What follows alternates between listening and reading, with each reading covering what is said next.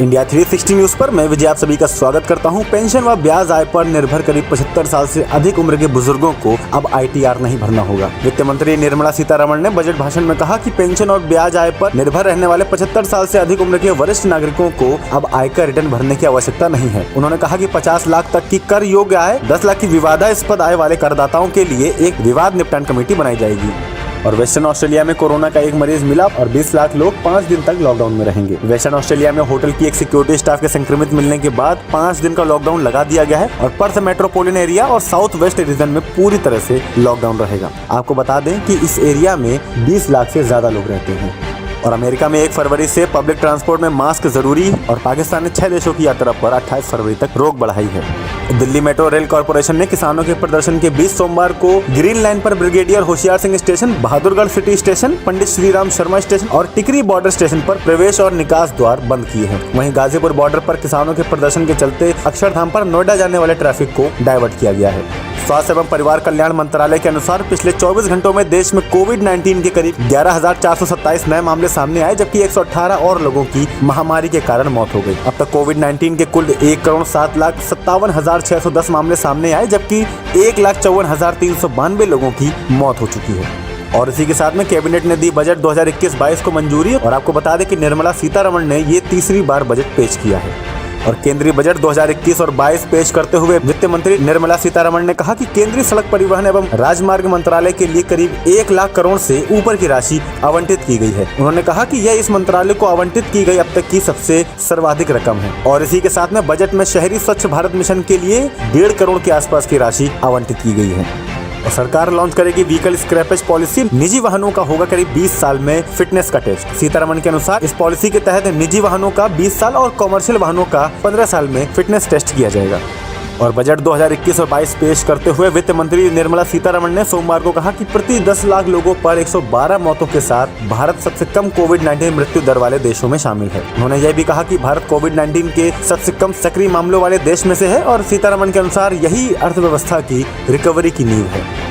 और इसी के साथ में भारतीय विमानपत्तन प्राधिकरण के मुताबिक रनवे पर दोबारा सड़क बिछाने के लिए पुणे एयरपोर्ट 26 अप्रैल से 9 मई के बीच 14 दिन के लिए बंद किया जाएगा। दरअसल आपको बता दें कि रनवे का काम पिछले साल अक्टूबर में शुरू हुआ था और इसके चलते फ्लाइट केवल दिन के दौरान ही संचालित होती थी और रात 8 से सुबह 8 बजे के बीच में ही काम होता था। और राजस्थान के शहरी निकाय चुनाव में कांग्रेस ने करीब 1,197 सीटें जीती और बीजेपी को मिली करीब 1,140 सीट। कोविड-19 महामारी के बीच दिल्ली सरकार ने सामाजिक, धार्मिक, सांस्कृतिक कार्यक्रम और शादी समारोह या फिर अंतिम संस्कार के लिए अधिकतम लोगों की संख्या से जुड़े नए निर्देशों को जारी किया है। बंद जगहों पर 200 से अधिक लोग इकट्ठा होने की अनुमति नहीं होगी। वहीं खुली जगह होने पर कार्यक्रमों में अधिकतम लोगों की कोई सीमा नहीं है। और राजस्थान में 10 महीने बाद 8 फरवरी से कक्षा 6 से 8 तक के छात्रों के लिए खोले जाएंगे फिर से स्कूल। और इसके साथ में ही राज्य में सिनेमा हॉल और स्विमिंग पूल भी खोले जाएंगे। और गुजरात में वडोदरा नगर निगम के 30 वर्षीय सफाई कर्मचारी की रविवार को कोविड-19 वैक्सीन लेने के कुछ घंटों के बाद ही मौत हो गई। स्वास्थ्य अधिकारियों के मुताबिक उसे पहले से हृदय संबंधी समस्याएं थीं और मौत का सही कारण जानने के लिए पोस्टमार्टम भी किया जाएगा। प्रधानमंत्री नरेंद्र मोदी ने मन की बात कार्यक्रम ऑस्ट्रेलिया में भारतीय टीम की जीत की तारीफ करते हुए कहा कि हमारे खिलाड़ियों की कड़ी मेहनत और टीम वर्क प्रेरित करने वाला है। BCCI ने प्रधानमंत्री का आभार जताते हुए ट्वीट किया कि भारतीय टीम तिरंगे को ऊंचा रखने के लिए हर संभव कोशिश करेगी। भारत इंग्लैंड के बीच 4 मैचों की आगामी टेस्ट सीरीज को लेकर इंग्लिश ऑलराउंडर मोइन अली ने कहा है कि उनकी टीम को पता नहीं था कि वह भारतीय कप्तान विराट कोहली को कैसे आउट करेंगे। उन्होंने कहा कि मुझे नहीं लगता कि उनकी कोई भी कमजोरी है और यकीनन ऑस्ट्रेलिया में टीम के अच्छे प्रदर्शन के बाद वह अधिक प्रेरित होंगे। और सैयद मुश्ताक अली ट्रॉफी के फाइनल में बड़ौदा को 7 विकेट से हराकर दिनेश कार्तिक की अगुवाई वाली तमिलनाडु ने अपनी दूसरी ट्रॉफी जीत ली है। स्पिनर एम सिद्धार्थ की गेंदबाजी की बदौलत तमिलनाडु ने बड़ौदा को करीब 120 रन पे 9 विकेट के स्कोर पर रोक दिया और 12 गेंद शेष रहते मुकाबला जीत लिया। और कॉमेडियन कपिल शर्मा ने सोमवार को ट्विटर पर बताया कि उनकी पत्नी गिन्नी चतुरथ ने बेटे को जन्म दिया है और इसकी जानकारी उन्होंने एक ट्वीट के द्वारा दी।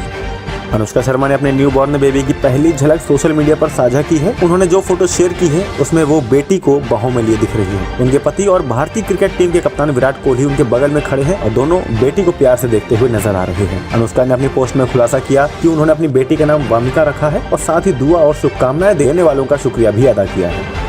और सूत्रों के मुताबिक शादी के बाद वरुण धवन को मिलेगा अपना पहला बेस्ट एक्टर का अवार्ड। सूत्रों की माने तो इस कैटेगरी के लिए बॉलीवुड के जाने माने एक्टर रणवीर सिंह और सलमान खान भी शामिल थे। हालांकि Varun Dhawan best movie actor के रूप में निकलोडियन फिल्म अर्जित करने वाले बच्चों के बीच फेवरेट एक्टर के रूप में उभरे हैं। और इसी के साथ में मौसम की खबर। पिछले 24 घंटों के दौरान जम्मू कश्मीर में हल्की से मध्यम बारिश और बर्फबारी की गतिविधियां दर्ज की गई हैं। तटीय आंध्र प्रदेश में कुछ स्थानों पर बादलों की गर्जना के साथ बारिश हुई और आंतरिक तमिलनाडु में हल्की बारिश हुई है। और आगामी 24 घंटों के दौरान उत्तर प्रदेश, बिहार और पश्चिम बंगाल के कुछ हिस्सों में घना कोहरा जारी रहने की संभावना है। साथ ही पश्चिम बंगाल, उत्तर प्रदेश, बिहार और मध्य प्रदेश के कुछ स्थानों पर 24 से 48 घंटों तक शीतलहर की स्थिति बने रहने का अनुमान है। आगे की अपडेट के लिए देखते रहिए इंडिया 360 न्यूज, खबर दिन भर की।